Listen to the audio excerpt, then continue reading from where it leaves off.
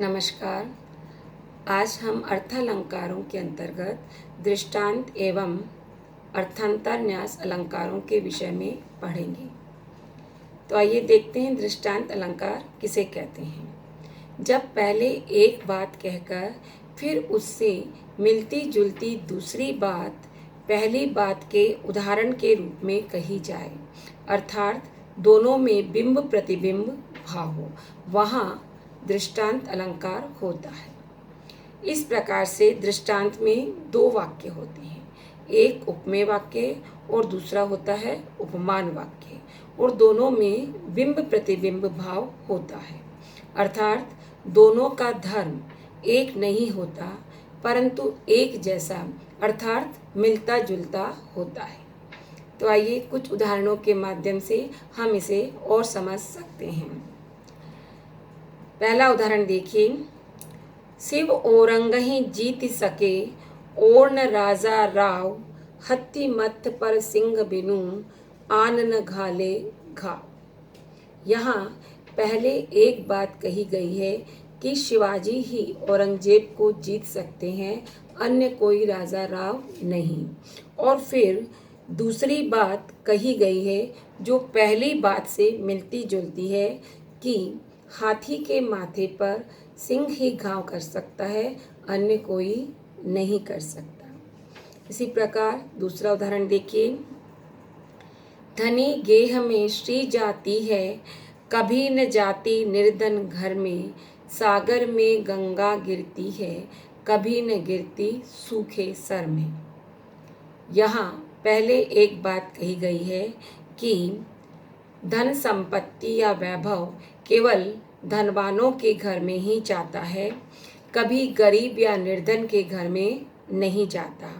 और फिर उदाहरण के रूप में दूसरी बात कही गई है जो पहली बात से मिलती जुलती है कि सागर में गंगा गिरती है, कभी न गिरती सूखे सर में, कि गंगा नदी विशाल समुद्र में जाकर गिरती है, कभी भी सूखे समुद्र में सूखे तालाब में जाकर नहीं गिरती। इसी प्रकार से एक उदाहरण देखिए।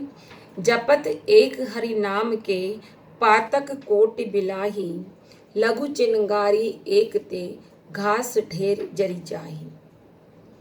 पहले एक बात कही गई है कि एकमात्र ईश्वर के नाम का जाप करने से करोड़ों पाप नष्ट हो जाते हैं। और फिर दूसरी बात पहली बात के उदाहरण के रूप में कही गई है कि आग की एक छोटी सी चिंगारी से घास का पूरा ढेर डल जाता है। इसी प्रकार से एक उदाहरण देखिए। पगी प्रेम नंदाल के, हमें न भावत जोग, मधुप राजपद पाई के, भीख न मांगत लोग। यहाँ पर गोपियाँ उद्धव से कहती हैं कि हम तो नंदलाल अर्थात श्री कृष्ण के प्रेम में पगी हुई हैं, हमें तुम्हारा ये निर्गुण ब्रह्म का या योग साधना का उपदेश अच्छा नहीं लगता। और फिर दूसरी बात पहली बात के उदाहरण के रूप में कही है कि राजा का पद प्राप्त करके या राजसी पद प्राप्त करके कोई भीख नहीं मांगता है। ध्यान देने योग्य बात यह है कि यह अलंकार अर्थांतर न्यास अलंकार से साम्य रखता है, परंतु इसमें अर्थांतर न्यास अलंकार की भांति सामान्य बात का विशेष बात द्वारा और विशेष बात का सामान्य कथन द्वारा समर्थन नहीं होता, अपितु इसमें एक बात सामान्य और दूसरी बात विशेष न होकर के या तो दोनों बात विशेष होती है या फिर दोनों बातें कभी कभी दोनों बातें सामान्य होती हैं। अब हम आते हैं अर्थांतर न्यास अलंकार पर। अर्थांतर न्यास अलंकार में जब कोई सामान्य बात कहकर उसके समर्थन में दूसरी विशेष बात कही जाए या जब कोई विशेष बात कहकर उसके समर्थन में कोई सामान्य बात कही जाए, अर्थात दूसरे शब्दों में हम कह सकते हैं कि जब सामान्य अर्थ का विशेष अर्थ से और विशेष अर्थ का सामान्य अर्थ से समर्थन किया जाए, तब अर्थांतर न्यास अलंकार होता है। यहाँ दो वाक्यों में समर्थ्य समर्थक भाव होता है। आइए कुछ उदाहरणों के माध्यम से हम इसे और समझ लेते हैं। तो सबसे पहले हम देखते हैं सामान्य बात का विशेष से समर्थन करने के कुछ उदाहरण। जाहि मिले सुख होत है, तिहि बिछुरे दुख होय, सूर उदय फूले कमल, ता बिनु सकुचे सोई। यहाँ पहले एक सामान्य सी बात कही गई है कि जिस व्यक्ति के मिलने से सुख होता है, तिहि बिछुरे दुख होय, उसके बिछुड़ने से दुख होता है। और फिर एक विशेष बात कमल और सूर्य की कहकर इस सामान्य बात का समर्थन किया गया है कि जिस प्रकार सूर्य उदय फूले कमल, के जिस प्रकार सूर्य के उदय होने पर कमल विकसित हो जाता है, ता बिनु सकुचे सोई, और उसके बिना संकुचित हो जाता है या मुरझा जाता है। तो इस प्रकार से दोनों वाक्य में समर्थ्य समर्थक भाव स्पष्ट दिखाई देता है। यानी पहले जो बात की गई है, कहा गया है, दूसरे वाक्य में उस बात का समर्थन किया गया है। एक उदाहरण देखिए। अति परिचय ते होत है, अवसी अनादर भाई, मलया गिरी की भीलनी, चंदन देत जराई।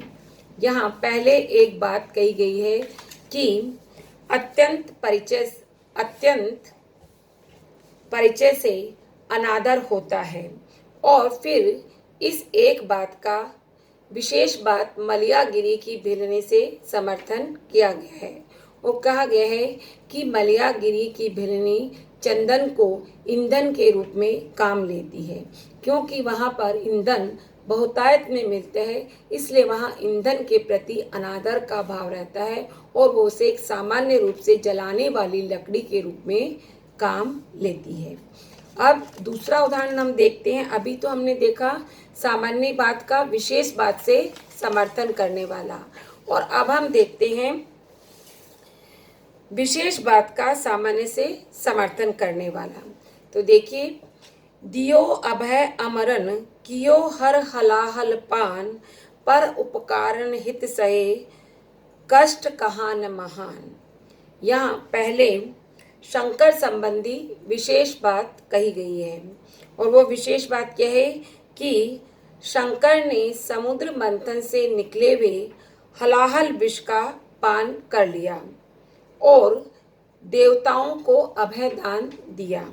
और फिर दूसरी बात, इस बात का समर्थन करने के लिए कही गई है सामान्य बात, जो कि सामान्य है कि सच्ची है कि महापुरुष दूसरों के भलाई के लिए भला कौन सा कष्ट नहीं सहन करते, अर्थात शिव ने भी स्वयं कष्ट सहन करके दूसरों का उपकार किया है। इसी प्रकार से एक और उदाहरण विशेष का सामान्य कथन से समर्थन का हम देखते हैं।